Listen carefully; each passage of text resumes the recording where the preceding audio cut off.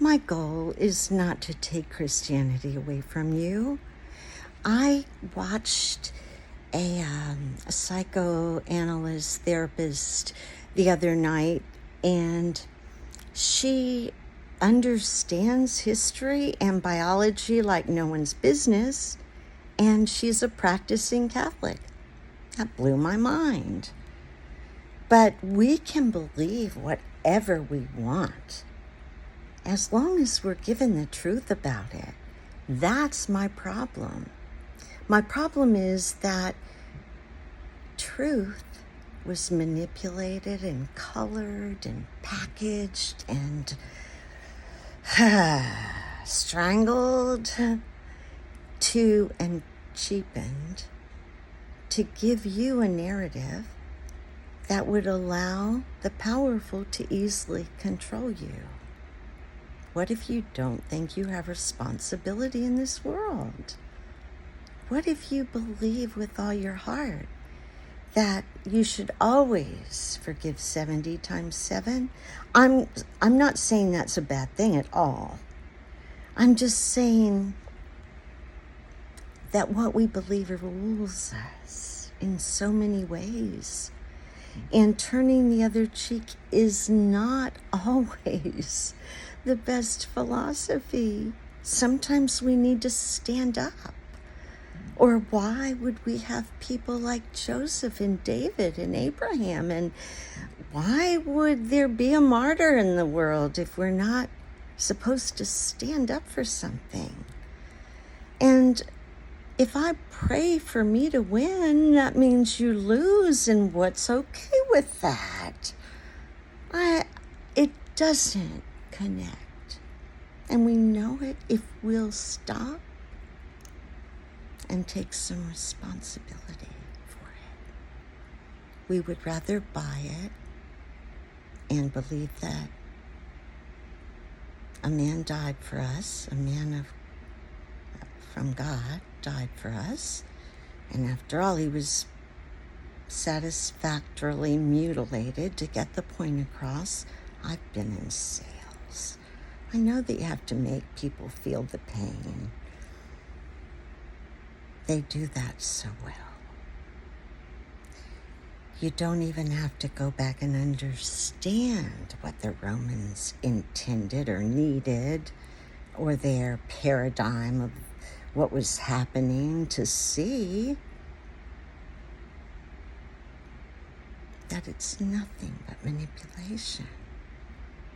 Is there something good in it? Of course there is. Of course.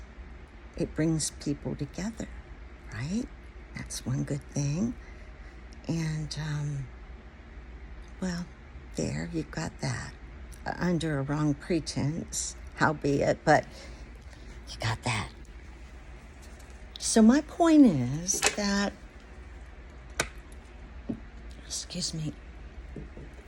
my point is that we have changed the world by our belief in Christianity without requiring any proof, as though God isn't capable of proving himself. We haven't required an eyewitness to a story. No, we're just told it's something you feel.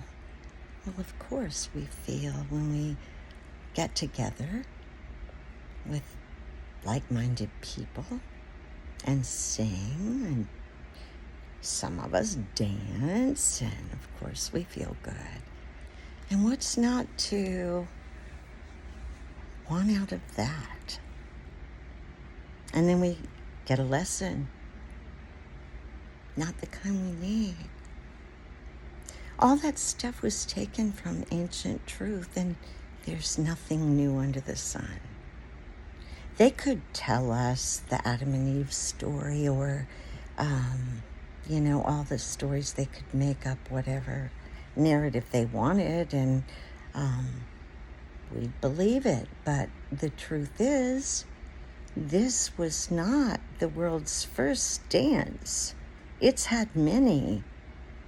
the earth has its way of living and then doing an about change, changer, as they say in ballet, and there's nothing we can do about it. At the same time, we certainly should have known if we had taken responsibility for the world, but we're told not to in that false narrative. So many things, the way we vote, who we listen to, where we go, everything is affected by what we believe.